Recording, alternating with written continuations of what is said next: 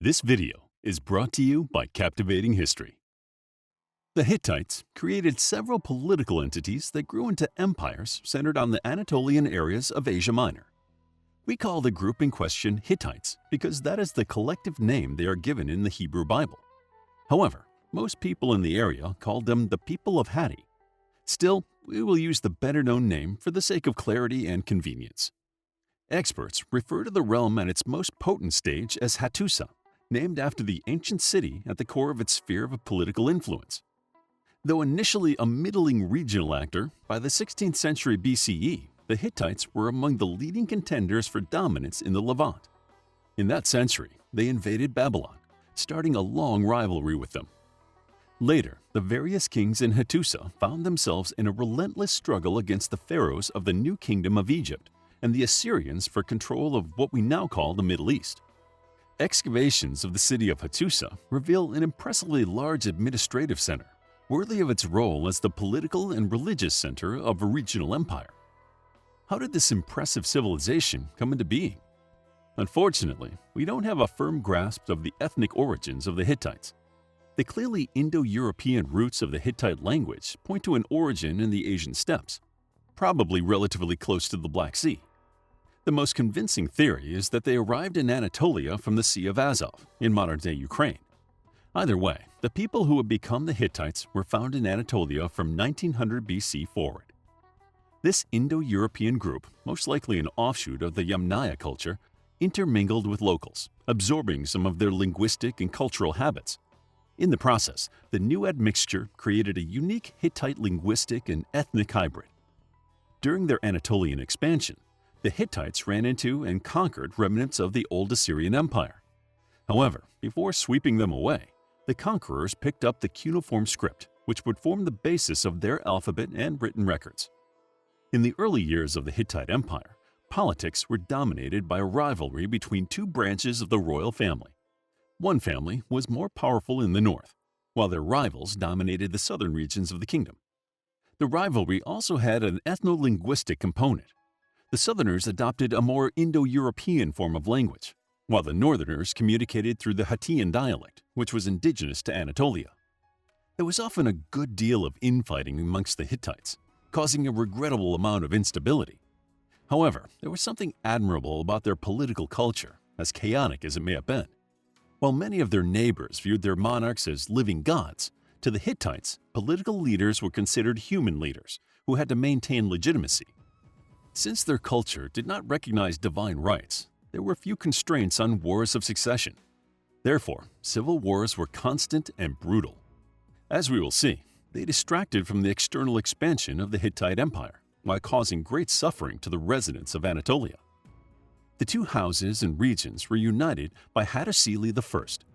The Edict of Telepinu, a source from the 16th century BCE, reads, "Hattusili was king, and his sons, brothers, in-laws, family members, and troops were all united. Wherever he went on campaign, he controlled the enemy land with force. He destroyed the lands one after the other, took away their power, and made them the borders of the sea." His son, Mursili I, expanded the territory into Babylon. Then, in 1531, he ransacked the great city itself. However, rather than expanding into Mesopotamia permanently, internal problems led the Hittites to withdraw from their new holdings. The Edict of Telepinu explains that when later the prince's servants became corrupt, they began to devour the properties, constantly conspired against their masters, and began to shed their blood. Upon returning home, Mursili I was assassinated. Thus, the Hittite kingdom entered a period of instability, just as it reached the zenith of its power. This pattern of instability would recur throughout the history of the empire. By 1500 BCE, the empire had been weakened by infighting and geopolitical changes. The powerful Old Kingdom ended and was replaced by a less impressive regime known as the Middle Kingdom. Interestingly, their leaders coped with the decreased military and political power of the empire by developing its diplomatic abilities. Scholars of international relations credit the Middle Kingdom monarchy with pioneering new forms of treaties and ambassadorial practices during this turbulent period.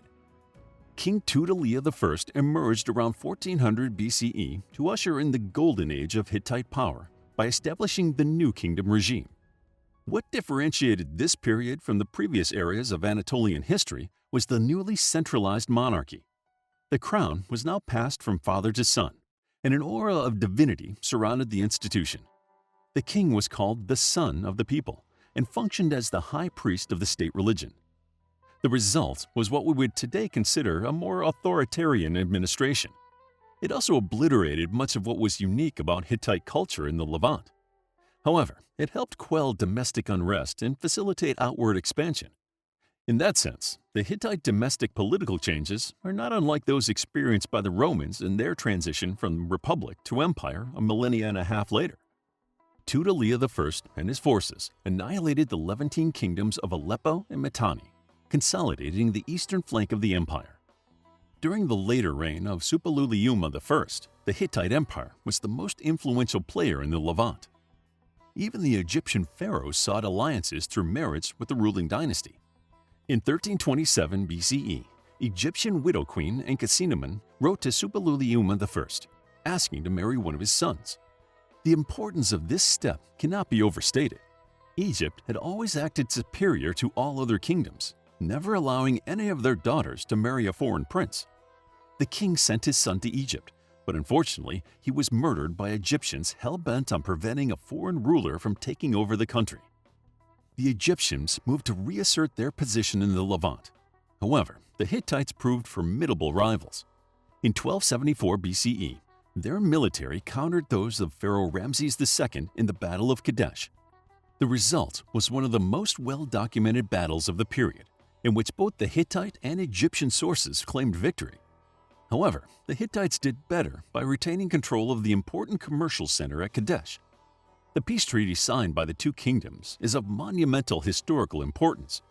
As the first known peace treaty in human history, an enlarged copy of it hangs on the walls of the United Nations building on First Avenue in Manhattan. The good times, such as they were, wouldn't last. The mighty Assyrian Middle Kingdom rose as a challenger to the east. They began to eat into the client kingdom, which had protected the Hittite flank for generations. In addition, the dreaded Sea People, groups of migrants, began to harass the empire and lead to wide regional instability. Suppiluliuma II proved to be the last king of the Hittites. His reign started with a novel and important triumph. The Hittite navy defeated the Cypriots in the first recorded maritime battle in history. After that, however, the problems mentioned above took their toll on the kingdom. The long-suppressed Casca tribe took advantage of the many distractions the empire faced and rose up. This was a time of great turmoil throughout the Levant. The invasion of the so-called Sea Peoples occurred around this time. The chaos accompanying it contributed to the end of the Bronze Age. As one of the leading civilizations of this period, the Hittites were hard hit by these monumental transformations. This time of turmoil provides the context for the sacking of Hattusa and the death of King Suppiluliuma II in 1190 BCE. At this point, the remainder of the Hittites likely fled to Carchemish in northern Syria. This area had a similar culture and must have provided an excellent safe harbor for the beleaguered refugees. The Assyrians were delighted to see their regional rivals disintegrate. Their forces went in and cleaned up what was left of the once mighty empire. The land was still called the Land of the Hatti for another 500 years or so. However, the Hittite kingdom was dead and buried. A series of small states known as Syro-Hittite states emerged at various times, but they also ultimately fell to the onslaught of the Assyrian war machine. So much for the dry history of the Hittite Empire. But what kind of people resided in this kingdom? We know the Hittites mostly from their role in the Hebrew Bible. They are one of the first people mentioned in the book of Genesis. According to the narrative, Ephron the Hittite sold the cave of Machpelah in Hebron to Abraham. This is a significant development as, if true, a Hittite introduced the Israelites to the land of Israel. In later biblical accounts, the Hittites are noted as one of the major regional powers. They were particularly fearsome in the time of the legendary King David. Some have questioned if the Hittite identity in the Bible is identical to that of the people calling themselves Hatti, found in later archaeological evidence. The name Hittite was used in the Hebrew Bible to denote individuals believed to have origins in the Anatolia area. Therefore, it was a very imprecise name. It is sometimes unclear when the biblical narrative refers to the mighty kingdom or just to the small city kingdom believed to be from that general area. This characterization is particularly relevant in the earliest references to the group, such as in the book of Genesis.